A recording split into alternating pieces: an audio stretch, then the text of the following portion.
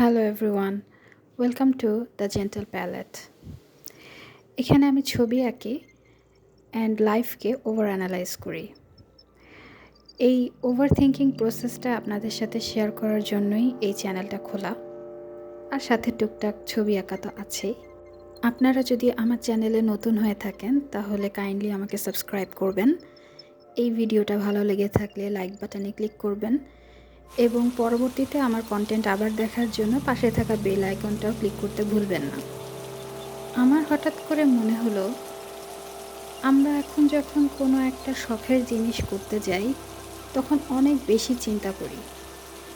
এমনিতেই 2019-এর এপিডেমিকের পর থেকে মানুষের মধ্যে ওভার থিঙ্কিং জিনিসটা অনেক বেশি বেড়ে গেছে এবং কিছু মানুষ থাকে যারা জন্মগতভাবেই ওভার থিঙ্কার।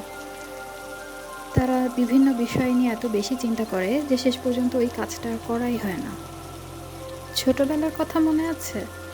ছোটবেলায় যদি আমরা একটা পেপার আর একটা পেন হাতে পেতাম তখন ক্রিয়েটিভিটি কেমন করে যেন ভেতর থেকে বের হয়ে আসতো।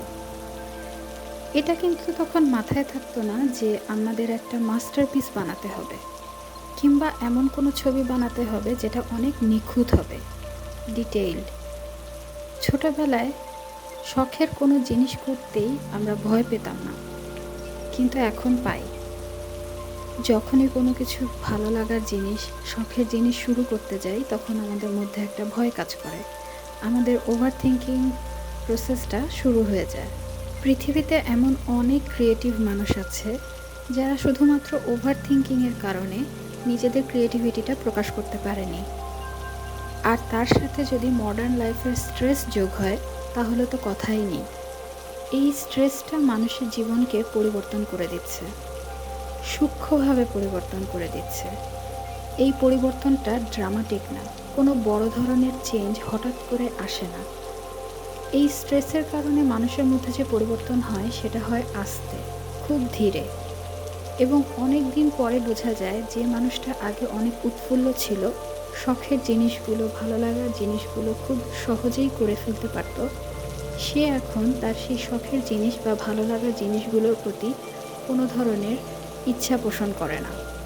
আর সবচেয়ে অবাক করা বিষয় হচ্ছে, এই পরিবর্তন এতটাই সূক্ষ্ম এবং আস্তে হয় যে এটা একসময় আমাদের স্বাভাবিক জীবনের একটা অঙ্গ হয়ে যায়।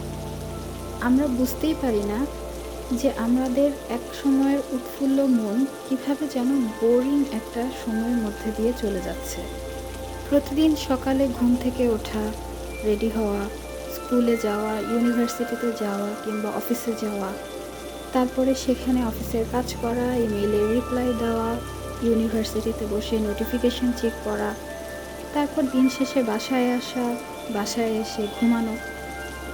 প্রতিদিনের ওই একই রুটিন কেমন যেন একটা নাটকের অংশ হয়ে গেছি আমরা সবাই, যেখানে প্রতিদিন আমরা সেম রুটিনে সেমভাবেই চলছি, কিন্তু কেউ অ্যাডমিট করছি না যে আমরা আসলে মেন্টালি এক্সস্টেড হয়ে গেছি।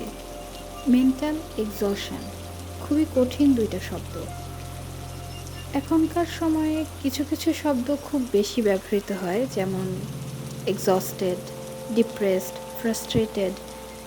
এই শব্দগুলো আমি আবারও বলছি, 2019-এর যে করোনা ভাইরাসের এপিডেমিকটা ছড়িয়েছিল তারপর থেকে মানুষের মধ্যে ওই ভাইরাসের মতোই ঢুকে গিয়েছে। এত বড় বড় কঠিন কঠিন শব্দ কিন্তু আমাদের আসলে জানার কথা ছিল না, জানলেও সেই জিনিসটাকে ফিল করার কথা ছিল না। কিন্তু আমাদের সময়টা এতটাই কঠিন গিয়েছে যে এই বিষয়গুলো নিয়ে আমরা বিভিন্ন ভিডিওতে, রিলসে, বিভিন্ন জায়গায়, বিভিন্ন পোস্টে পড়ে এই জিনিসগুলোকে আত্মস্থ করে নিয়েছি। সময়ের সাথে এই ব্যাপারগুলো আমাদের মনের মধ্যে ঢুকে গিয়েছে। আমাদের এখনকার যে মেন্টাল এক্সশন, সেটা কিন্তু ওই সময়েরই একটা ফলাফল। মেন্টালি এক্সস্টেড হওয়ার যে ব্যাপারটা, সেটা খুবই খারাপ। যেমন আপনার হাতে অনেক ফ্রি টাইম আছে, কিন্তু আপনি আপনার ভালো লাগার জিনিসগুলোতে হাত দিচ্ছেন না, কারণ আপনার মনে হচ্ছে ওই ভালো লাগার কাজটা করার জন্য যে সময় বা ধৈর্য দরকার সেটা আপনার নাই। আপনার এই মুহূর্তে একটু ঘুমানো দরকার, অথবা কিছু না করেও চুপচাপ সামনের দেওয়ালের দিকে তাকিয়ে বসে থাকলেই বোধহয় আপনার ভালো লাগবে। বিশ্বাস করুন, আপনি একা না, আমিও এই দলে। আমার এখন মনে হয় আমি এখন সবসময় টায়ার্ড। আমার বডি টায়ার্ড না, আমার ব্রেনটা টায়ার্ড। মানে আমার জীবনটা গুগলে বা যে কোনো ব্রাউজারের 47টা ওপেন করা ট্যাবের মতো হয়ে গিয়েছে। আমার মনে হচ্ছে যে আমি সবগুলো ট্যাব দিয়েই কাজ করব, কিন্তু আসলে সবগুলো ট্যাবের কোনো কাজ নেই। হয়তো একটা বা দুটো ট্যাব আমার অ্যাকচুয়ালি দরকার, বাদবাকি ট্যাবগুলো আমার জাস্ট মনে হয়েছে যে এইটা ওপেন করা দরকার, সেজন্য ওপেন করে রেখে দিয়েছি। অথবা কোনো ট্যাবে হয়তো গান বাজছে, আমার শুনতে ইচ্ছা করছিল বলে ট্যাবটা ওপেন করেছি, কিন্তু শেষ পর্যন্ত গানটা আর আমার শোনা হয়নি। হয়তো সময় ছিল না কিংবা ইচ্ছা করেনি। এই মডার্ন লাইফের প্রফেশনালিজম, সবার সামনে দেখানো যে আপনি আপনার লাইফটাকে আসলে কতটা গুছিয়ে নিয়ে কতটা অর্গানাইজড ওয়েতে চলছেন, এটা আসলে পৃথিবীর সবথেকে উইয়ার্ড পারফরমেন্সগুলোর একটা।